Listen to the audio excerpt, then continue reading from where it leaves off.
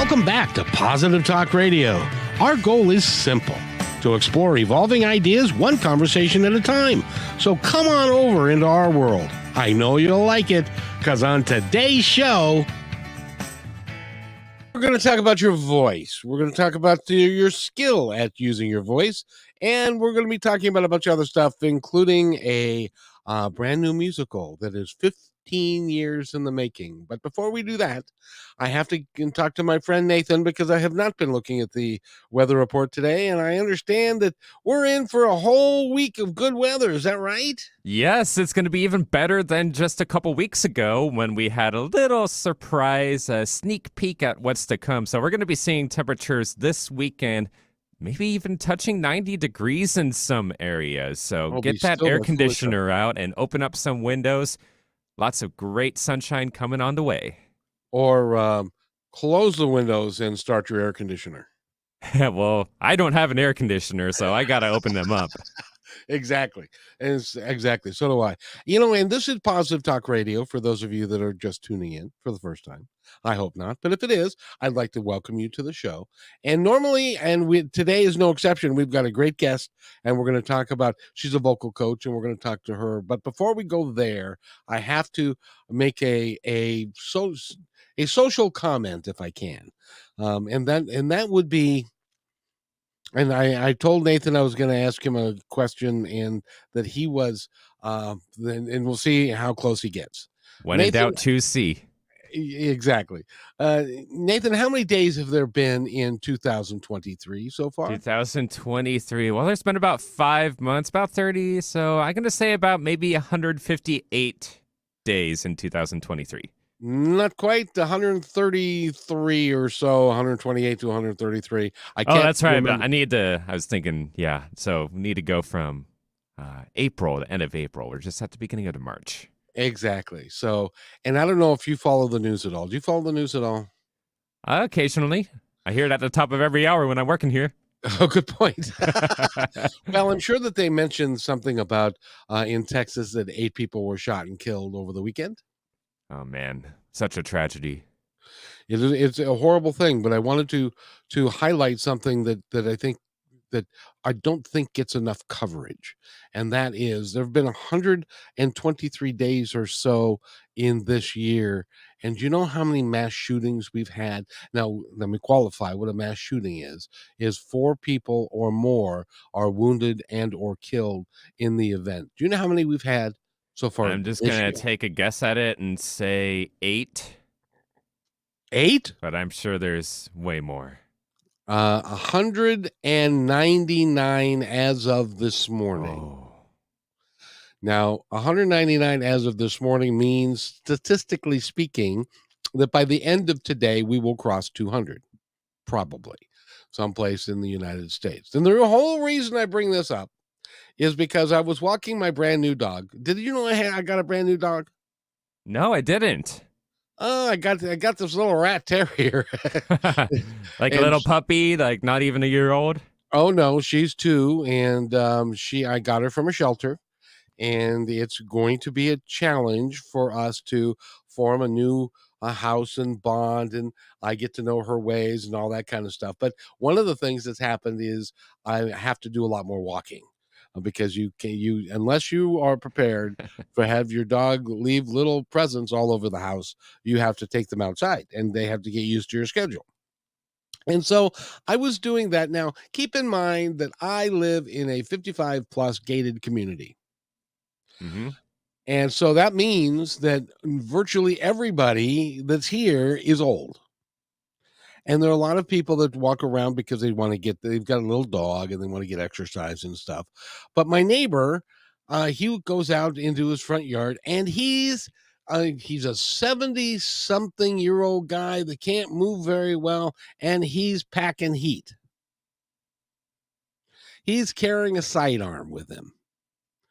And it's like a 38 or something. And it's like, nobody comes here. Why do you feel, are you so afraid that you are packing a gun in a holster on a sidearm in a 55 plus gated community that nobody goes into? And so I was thinking about that, going, it has to be the fact that he's fearful. And when you have so many mass shootings, that everybody is running around in fear. So I really want to encourage everybody, not to, first of all, not to be fearful, but secondly, to encourage our elected leaders to do something about this mess that we've gotten ourselves into, because it's totally out of hand. And so, okay, enough of that. But I just thought it just struck me as being really weird. Don't you find that really weird that somebody would be packing in an old folks' home, basically? I would. Yeah, so it was bizarre. Anyway, so I took my dog out, put my AK-47 no, I'm kidding. And but I wish everybody would pay attention to this, and so we've got to get rid of it. We've got to end it somehow. I don't know how. I'm not that smart, but we've got to get rid of it. And I hope everybody agrees with me. If not, my email is Nathan at no, I'm kidding. So, so in any event, I just wanted to get that off my chest. I hope everybody doesn't mind. But our guest today is she's in Vegas, Las Vegas, Nevada. She is a vocal coach. She is We're getting a little head shake back there, so let's bring well, her on here. And she's a vocal coach, a vocal producer, a music producer, a songwriter, an artist, a public speaker, and a wonderful gal. Have I said it all? That's all need to be said. No, I call this Nash Vegas because a lot of people that are here actually do Vegas a lot. So, but I'm in Nashville, Tennessee, in Music City.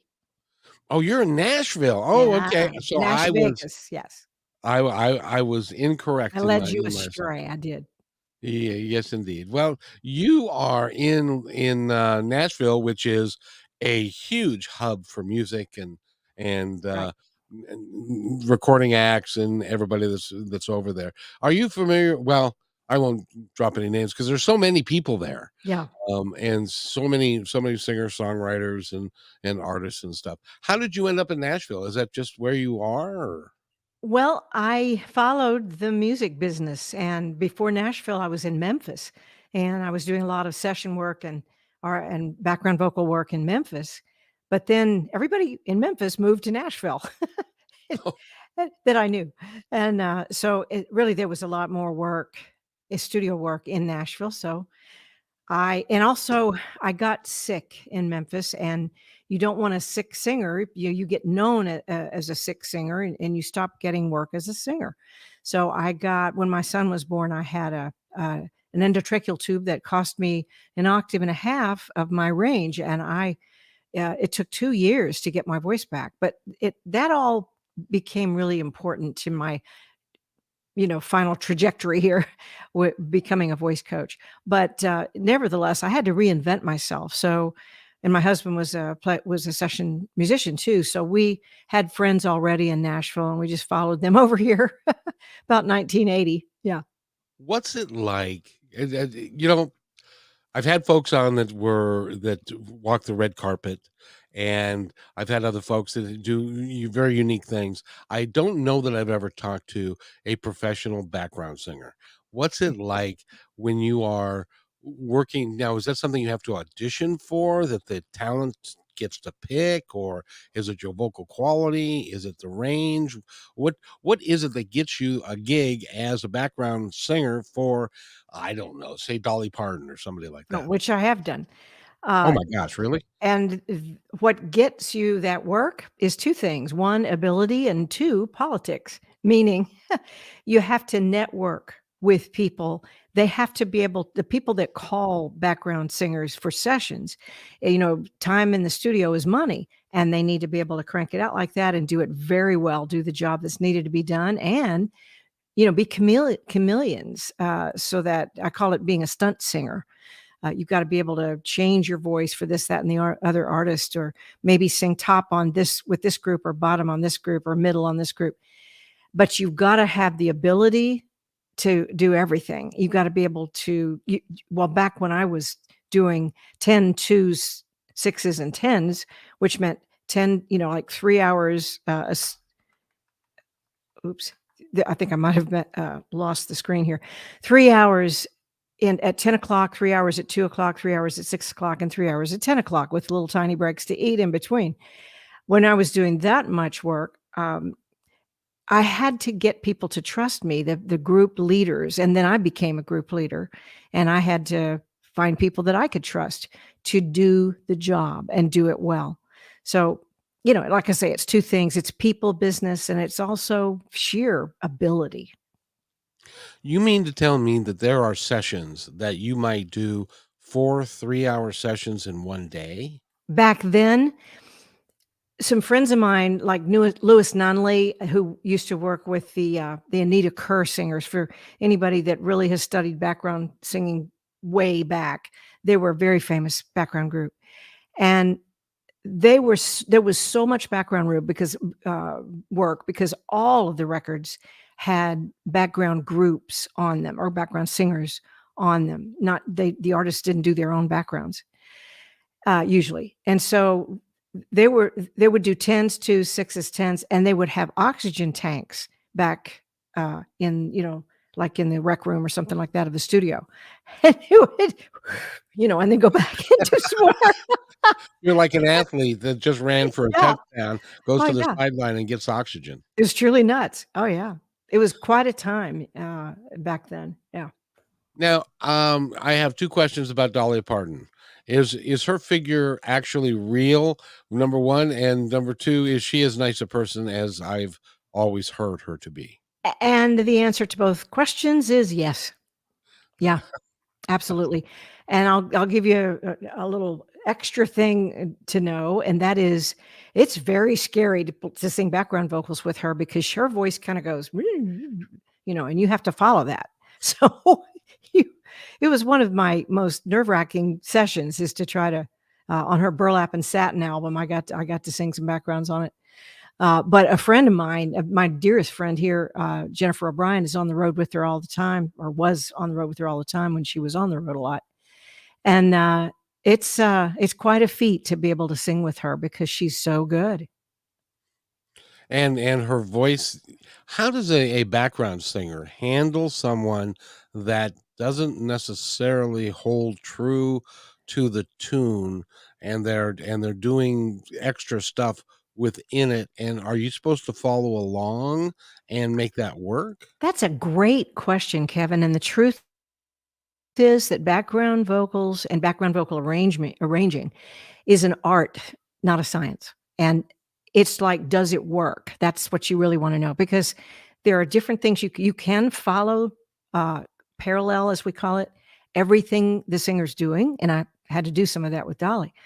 But you also might want to block chord it, you're just kind of holding a chord and singing the words, kind of like a choir, with the melody kind of doing this in the middle. Or you might be doing a counter melody, especially if you're doing one part that you might want to cross the lead singer and go over or under them. So, I've been doing it for 50 years, and I learn something new all the time. The main thing is it should do its job, which is to be a blanket underneath the artist, or around the artist, to really support the artist's voice. And also, it needs to have the characteristics that the producer wants it to have. And that might mean they want a tone that's not like the lead singer, or they want a tone that closely mirrors the lead singer.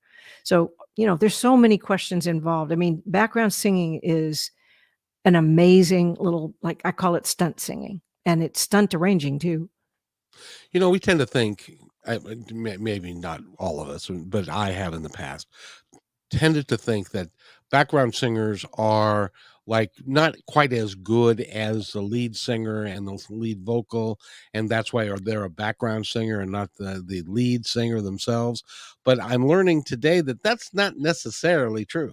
No, in fact, a lot of the background singers on the road, like Carrie Underwood's background singer, I worked with her a little bit because she had to sing above Carrie Underwood. Oh dear.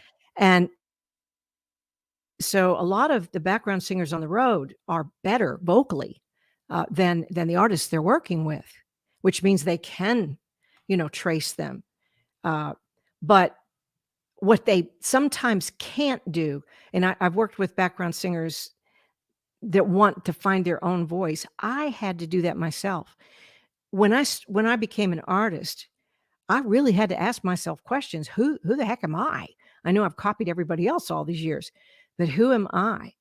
And so that's a whole other kettle of fish to discover who you are as a lead singer.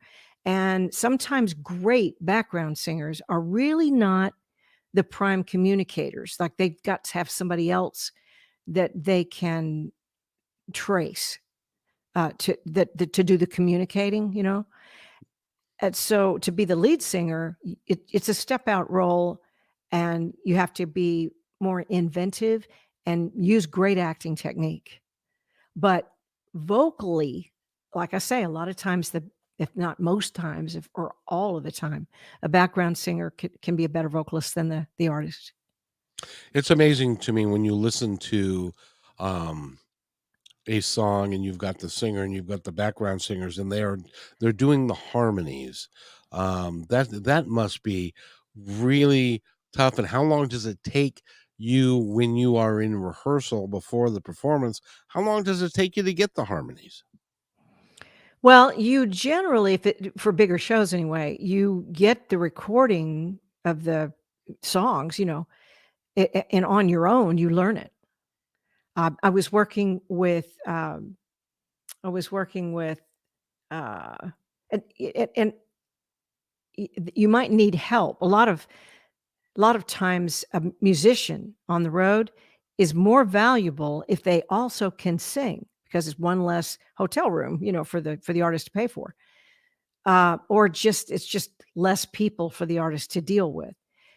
So Bruce Hornsby had a fiddle player, and he needed to sing above Bruce Hornsby. Bruce Hornsby is a very high tenor, and so he had this singer had to sing a D, and he didn't really sing harmonies. So what he did was he came in for a vocal lesson, and we woodshedded the Hornsby songs from the road recordings, and I taught him the techniques that he needed to sing those notes, because he knew what they were, but he just couldn't sing them, you know.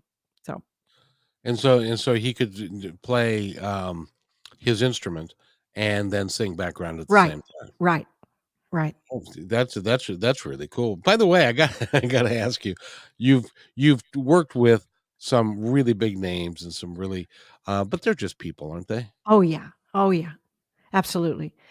Absolutely, and they need to feel safe with session people, because if we're oohing and awing and them and asking for autographs and stuff like that, it's not conducive to them feeling like that we can co-create stuff. Like they might ask for a certain part, and I might suggest something else because I'm not afraid to, because they want that input. Whereas if I'm kind of sucking up to them, in a way that doesn't feel comfortable to them, they're going to shut down, and so am I. So, yes, they're just people. And also, when they're on stage, and if you're the background singer, even though they're just people, it's your job to make them look all the more like a star.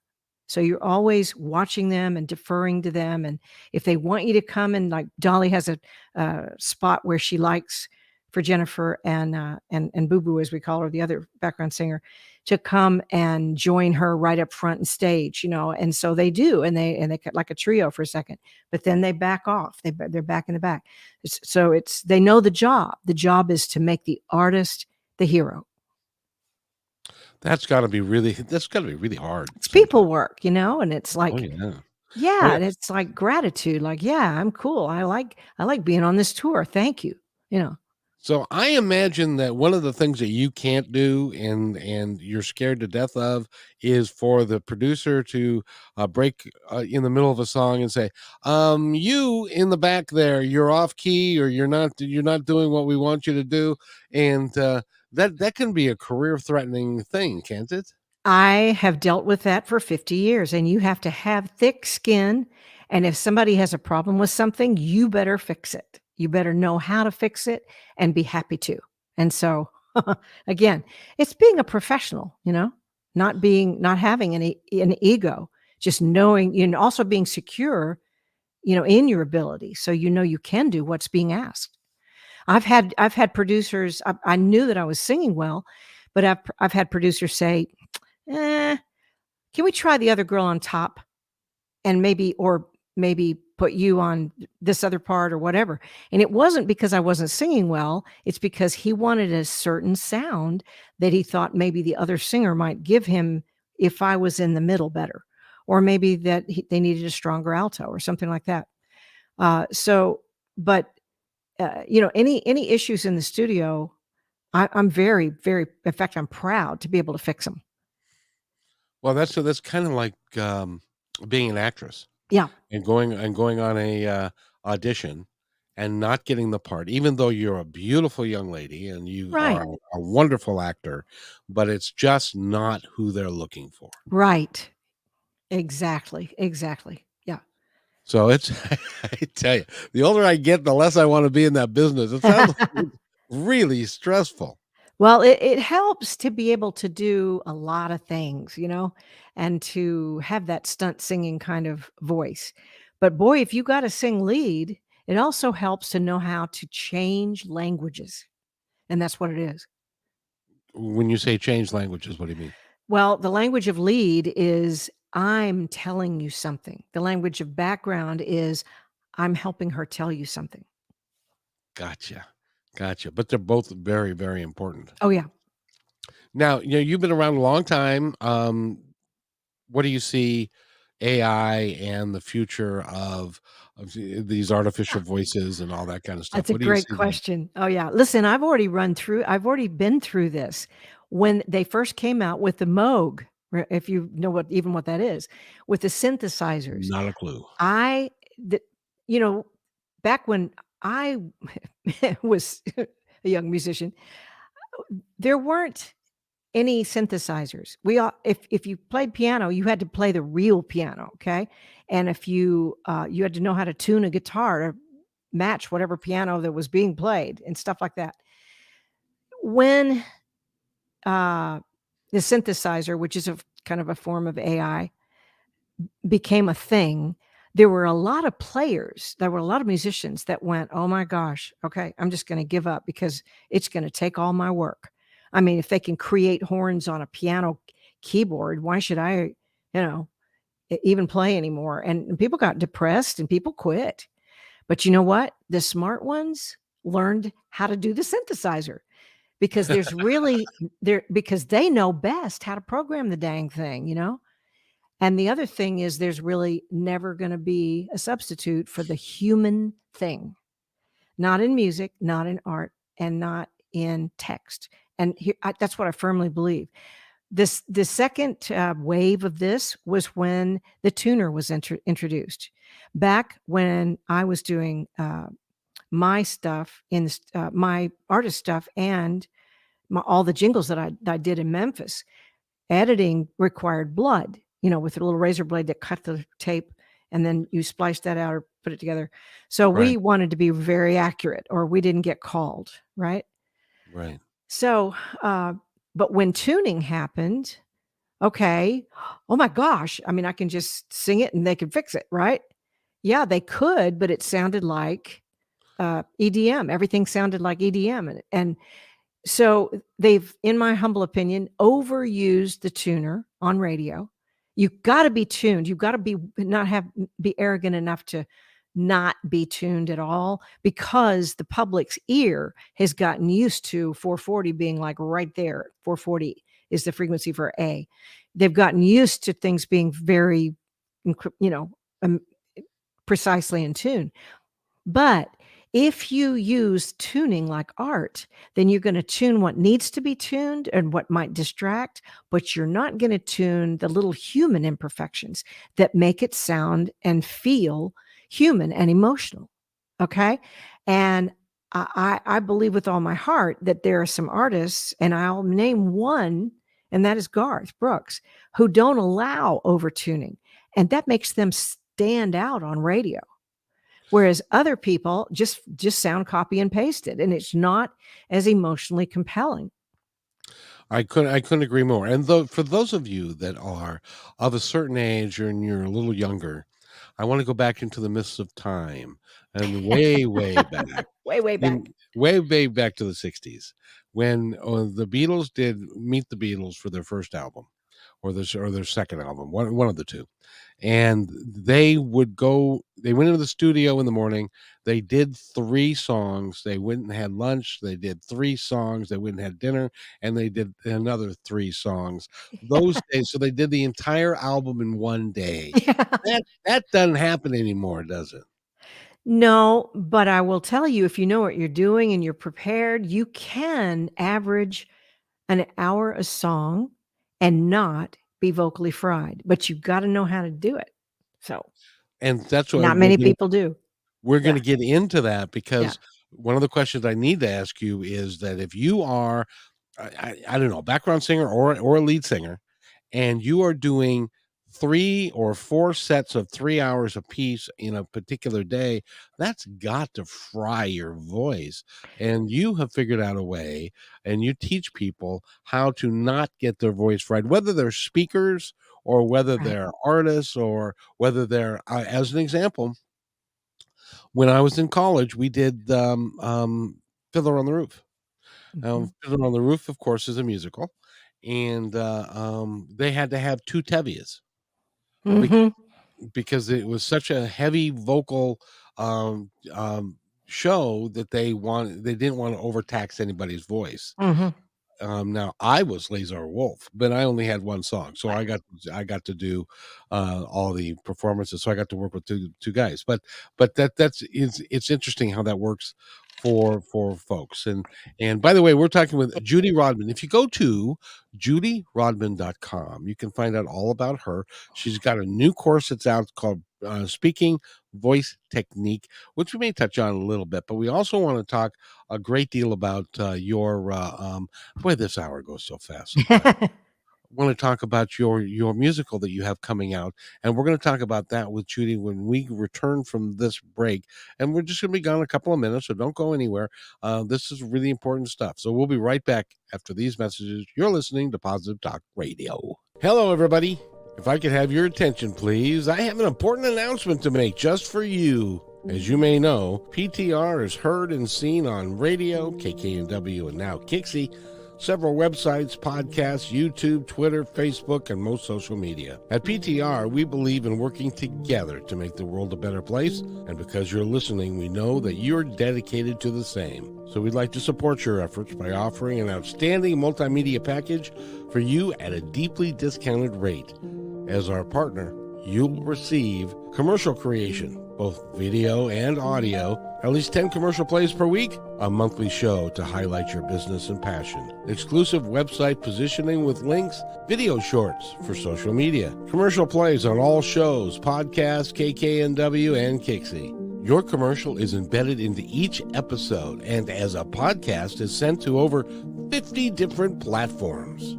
All shows are performed live and sent to Facebook, YouTube, and Twitter, and stay there forever. Your podcast episodes are provided to you to use as you see fit.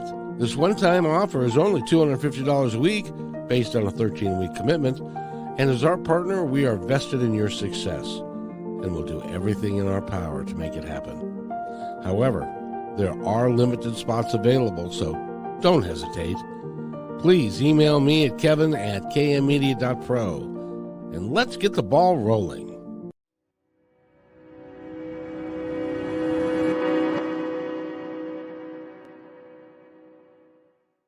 When you want to say more than words communicate, you can with flowers. Your custom boutique floral studio in Bothell, Washington is anaturaldesign.com, connecting you to nature through the language of flowers. Where your people are is where our flowers are beautiful. Your success is our goal. anaturaldesign.com at your fingertips today.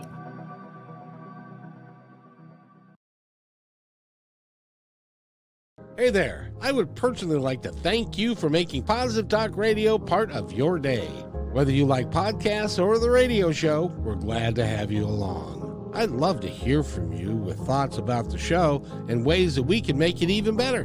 You are the reason we do these shows, because the more people we can touch, the better we can make the planet and our time here just magnificent. Please contact me, Kevin, at kmmedia.pro with any thoughts, comments, or suggestions. And thank you for being in my dream.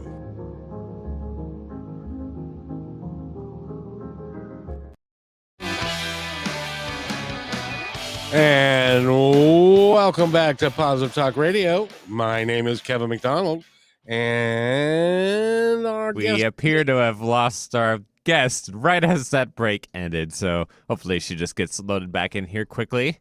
Oh my goodness gracious! She, I've been dumped. I hate it when I get dumped on the air all at the same time. It's so frustrating. I can't. All right. Well, we don't need to worry about that anymore.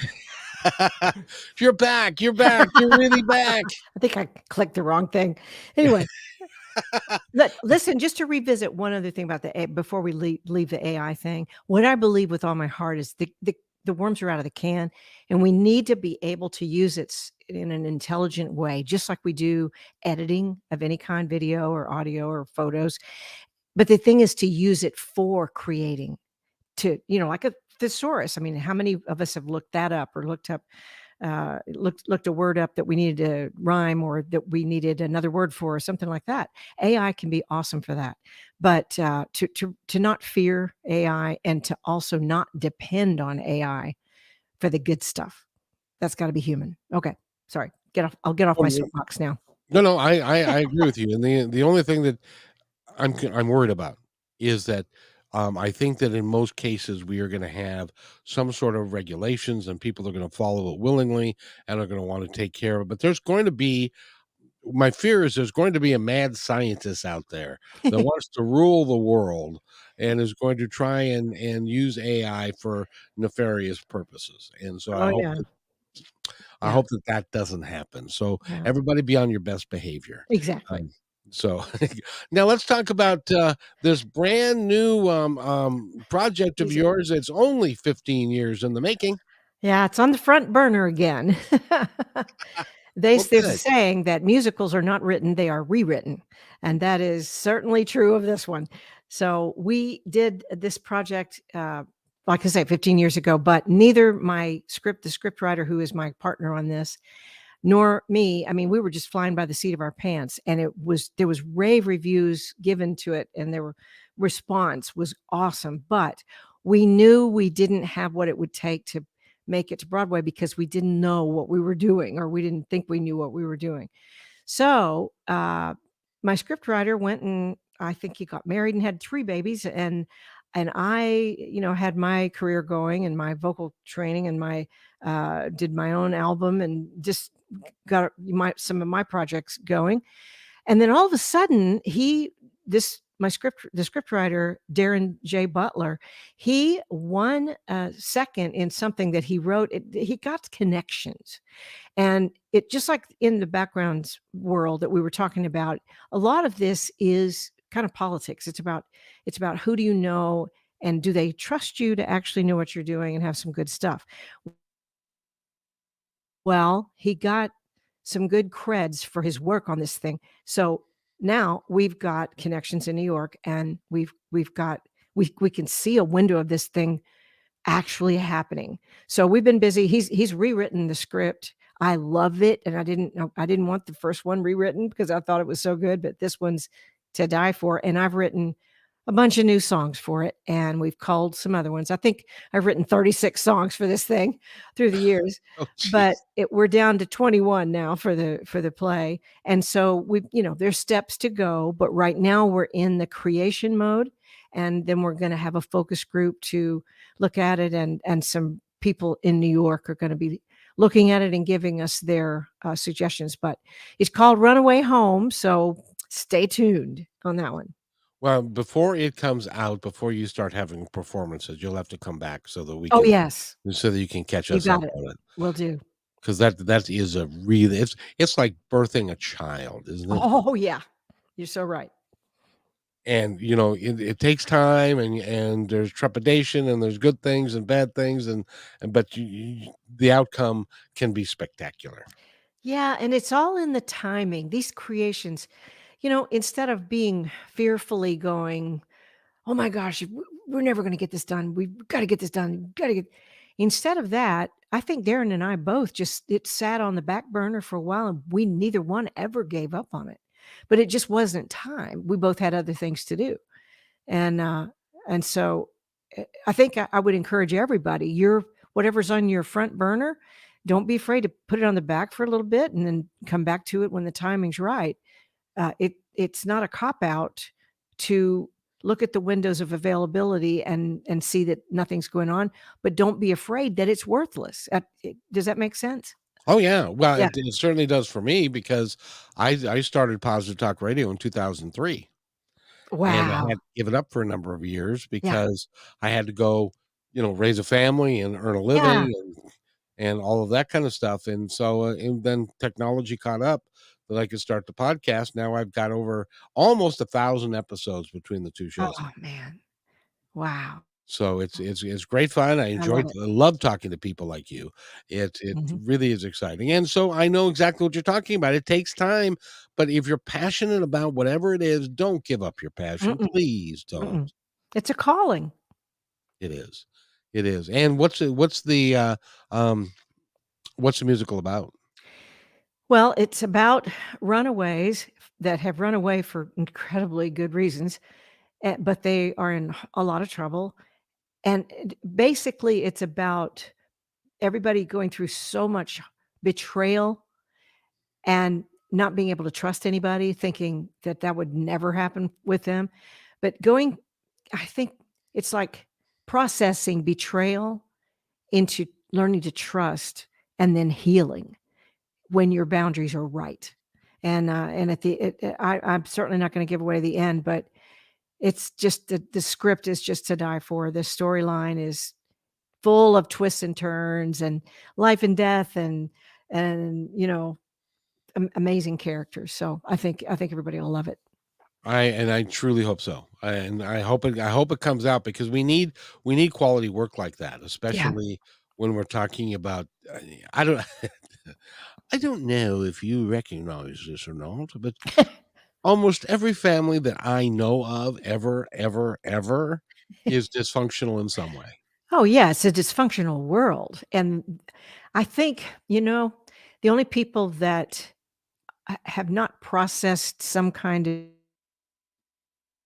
of issue they have, personal issue, are just the ones that are too lazy to do it. Yes. They're just like pulling the shades on themselves and they're just not going to grow. But if you're going to grow, the good news is that whatever it is, this too shall pass. Whatever it is, until our dying breath, whatever it is will pass. And to bring it as religious as I think we should get, I think of God as the great compost maker. So all the crap in our lives, if we process it, it can be turned into fertilizer and become incredible uh, ways that we can be great in the world. I think that's a wonderful way of putting it. Although I've never really put it in a way of God scooping poop, but that's just, No, um, creating it. oh, Or taking it, taking it yes. and mixing it up. That's what it is. You have to Well, be an organic gardener to really appreciate this. yeah, yes, you do. But I agree with you, and it is important for all of us to recognize that we have a limited time here, Mhm. and you came here for a reason. And if you're not, I had a conversation with a kid today. He's 20. It's not fair. I tell you, Judy, it's not fair. He's 27 years old, and he is a health instructor and a fitness instructor. And he's like, I know that we're all here for a reason, and we've got to work at being here and doing our passion and stuff. He's 27. I didn't get it till I was 40, and stuff. So I was a it, late bloomer too. well, but that's kind of Oh, normal yeah. because you go through your period of raising your kids and doing all that. I walked away from I wanted to be an actor, and I walked away from that because I wanted to get married more and have Mhm. kids, and Mhm. so then I had to get a career and all that kind of stuff. And but at the end of the day, don't let your last day on this planet end with, "Boy, I wish I had." Right. Right. Right. Better to fail than to wish I had. Yeah. exactly. And failure is A in my redirect. yes, in my mind, failure is a not a it depends on what you call failure. Is Mhm. so, Right. even somebody like, well, let's see, even some famous people would say to you, "I have failed in my career because I didn't get this done or that done," but they lived their passion, they had a great time. And I know you've had some people that are songwriters and stuff, they've never quite hit it big, but they continue to do the art form.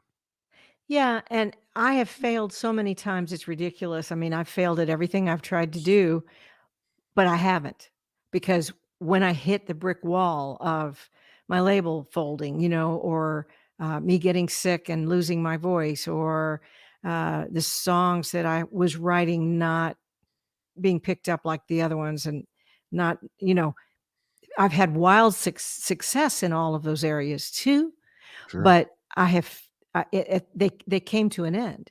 But that was the reason I went on to the next thing.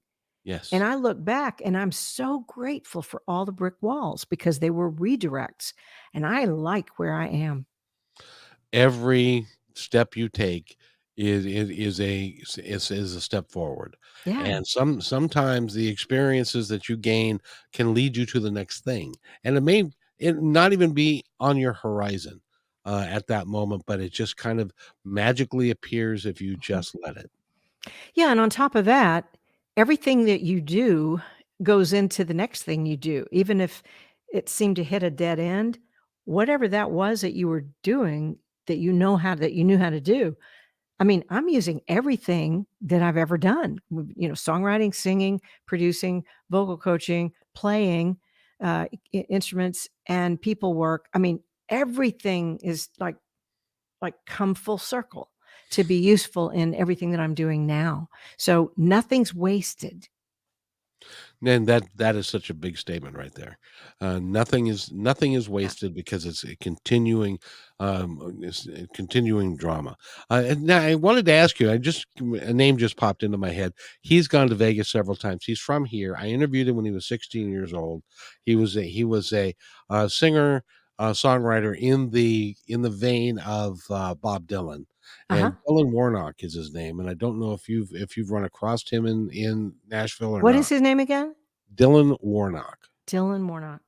Now, I mean, there's so many incredible artists and Oh, yeah. musicians in this town that it's just incredible. And they're more coming every day. Everybody's moving here uh, to be in the middle of, first of all, this is definitely the big pond for songwriting. It's the big pond for recording. It's incredible for music industry networking. And it's an incredible place to train in whatever craft that you do. But it's a lousy place to build a fan base because you've got so much competition. So, It is, yeah. You yeah, gotta get out on the road, you gotta get out and right, see people, right. and, and we could talk about the music industry all day long, but, there's Mhm. there are parts of it now that I wish they'd go back to the way they used to be, or at least morph it into something new, because there are some incredible and this is where I'm gonna give my audience and you guys out there a public service announcement. Please, if you like an artist, buy their music. Yes. Thank you. Please buy their music, Yeah. because let me tell you why. Because if you just stream it, they don't make a nickel from that, and Mm-mm. they make maybe a cent or two. I had a guy, one of the people that I've interviewed, he had 500,000 streams on Spotify, and he got a check for $80. Yeah. It's That's just nuts. not fair. It's really nuts. Yeah. So please, if you love an artist, buy their material. Yeah. Um, And go see their shows. Yes, Mhm. and buy their T-shirts and whatever else is available, because that's how anymore, that's how they make money, Mhm. Yep. and if you don't go on the road and think about what it's like, you've done this, but and I traveled a lot, and I had a traveling job selling chicken at one point. I'm the only chicken salesman you've ever met, Mhm. and and but traveling is a hard life. Yeah. and It being is, away but from home. I'll tell you, I miss diesel fumes every once in a while, and that's Oh, do kind of you? a sick thing to say. But So, did you guys go via bus a lot? yeah, we Well, did. I gotta ask you because if you are with a group of people and you're on a bus and you're gonna be driving all night long. I've known several bus drivers that did this. They were the bus driver and they would and people would you really have to like those You people or really have to like them. Yes. in all their imperfections. Yeah. And, yeah, you really do, and you have to trust them, and my band changed a couple of times. Yeah, it has to become a little family out there to, support each other.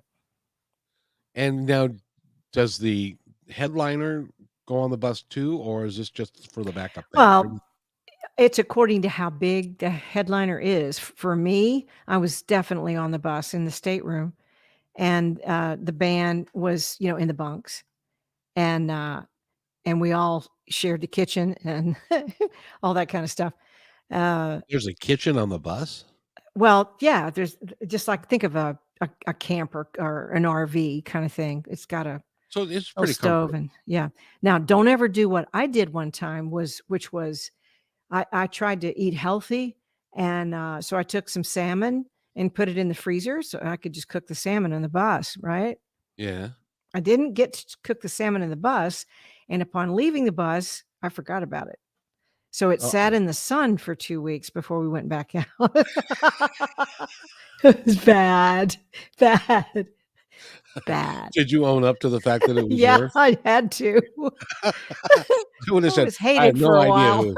Yeah, I have no idea who brought this stuff on here. It Who wasn't brought that me. salmon? Yeah. Oh, yeah. That's that is funny. So, by the way, again, we're talking with Judy Rodman. She is all of the things that we've talked about. Plus, she's a vocal coach, and she does producing and songwriter and an artist, a public speaker, and all of those things. And she can help you if you are somebody that wants to be a budding speaker, and your voice is not quite the way you would like to have it.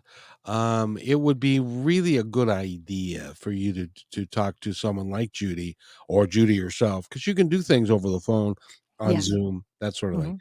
and you can help somebody get the depth and the of their voice of like you could probably even help me even though I've been told that. Actually, Kevin, you got a great voice. Yeah. The Oh, main I do 2 things, help people maximize well, 3 things. Pardon. Help people maximize the sound of their voice, the resonance of their voice for just, regular speaking. Help people change their voice if they need to. Say, I work with voiceover artists, working with a Disney show now with a couple of kids that are, in the stars of the a new Disney show. And I also work with vocal strain big time because that, if you're about to lose your voice and you're about to lose your speaking career, it's going to get cut kind of short. So I work with vocal strain all the time. Yeah. He's passed now, but um, excuse me, Meatloaf was a guy Hmm. that he never was trained properly on how to sing, and he actually blew his vocal cords out, and that can happen, can't Oh, it? you just Google vocal problems and you'll come up with a slew of artists from Adele on down who have had to cut tours short or undergo surgery for God's sakes. And as Julie Andrews can tell you, that's not always a good outcome. So best to treat the vocal strain with better technique for God's sakes. You know.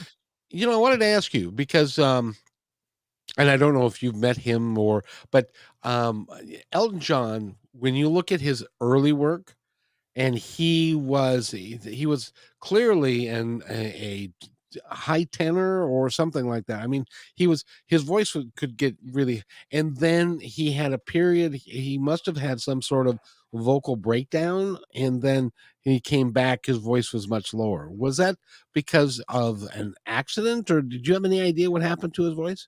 I don't know. I don't know in his case what happened, but a lot of times that does happen to artists as they get older. and that their voice, they can't hit the high notes, they can't sing their songs in the original keys.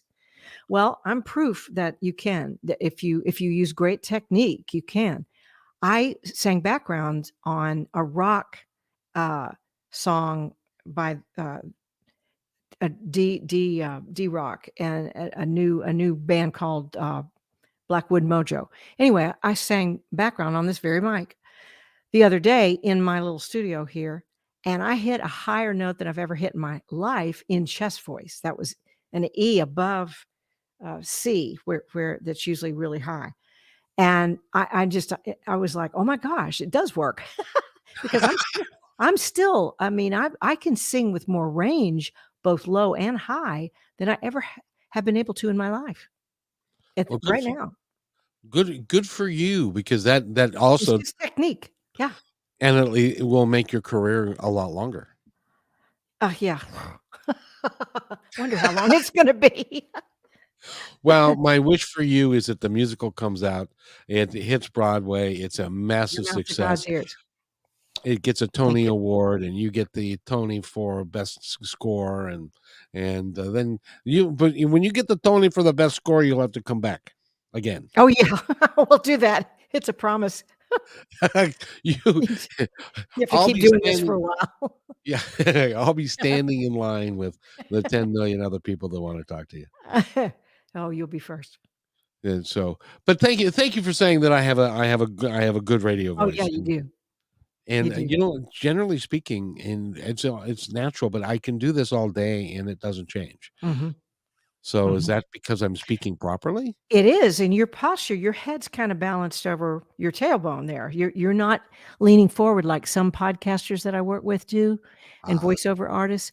You're back here like this, and you're also using your face, your eyes, you're moving your jaw like you're speaking to the partially deaf, which, all audiences are partially deaf. You have to really not yell at them, you have to spell at them.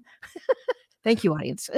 Exactly. But, yeah, that you've got all those things, and if you wanted to be the voice of God, I think you could be, but nobody wants to hear the voice of God anymore No, and the because voice of God. it's fake. Like, it's fake. Exactly. Well, there is. I don't know. Well, maybe he does, but I'm willing to bet that he's a spirit, so therefore he doesn't have vocal cords, and so. Oh, yeah. Well, if that voice is far beyond any of our comprehension, but we know when we're hearing it, I think. But, Yes. what I'm talking about is what is has been known in voiceover and radio circles as that, which is the voice of God, like that overtone thing that sounds real authoritarian, and that, Oh, yes. you just need to do what they're saying and buy this product that they're talking about. Well, nobody believes that voice anymore. No, now it sounds fake. Yeah, right. That's what I'm talking about. But your voice is very communicative. And Kevin, I got to give you another compliment. What's cool is you as an interviewer, actually, you're listening to what I'm telling you and you're responding to that instead of you don't have just a list of questions that you throw at your guest. That's another thing that makes, I think, a great conversation. It's two-sided. Really is. Like, you really are going, oh, really? Oh, yeah. So you do that too.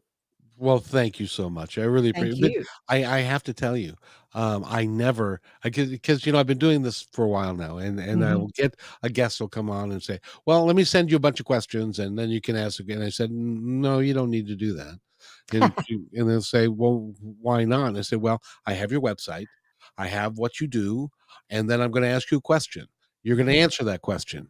It's going to lead to another question, Mhm. and then we're often running into a conversation." And then we have a great time, and I try and make every show like you and I are sitting in Starbucks having a cup of coffee. I use Right. Starbucks because we're here, Right. and the audience is in the third seat, and they're enjoying the conversation based upon what we're talking about. And I've been told that that one of the other strange gifts that I have is that people will say, "Well, I wanted to ask about that." And then I ask about that. And they're like, "You asked a question I was thinking about." Yeah. Yeah. So I'm Yeah. That's very, very cool. and it is very cool. By the way, Judy Rodman has been our guest. And, I just, every time I talk to you, I just enjoy the heck out of it. You're just awesome. Well, I enjoy talking to you too. I feel like sometimes I'm talking to another ancient soul, which has nothing to do with anyone who, has kind of seen the movies and figured out which ones are the better ones. So. Exactly. Now I've got like 30 seconds, 20 seconds. Anything you want to say before we go? Yeah, your voice matters. Be careful how you use it, but use it. Use it for the good. I love that. Your voice matters. Use it for good. Can I steal that? You can. Awesome. Thank you very much. Well, you can steal this if you want. By the way, everybody, be kind to one another because each other's all we've got. We'll see you Wednesday at 4.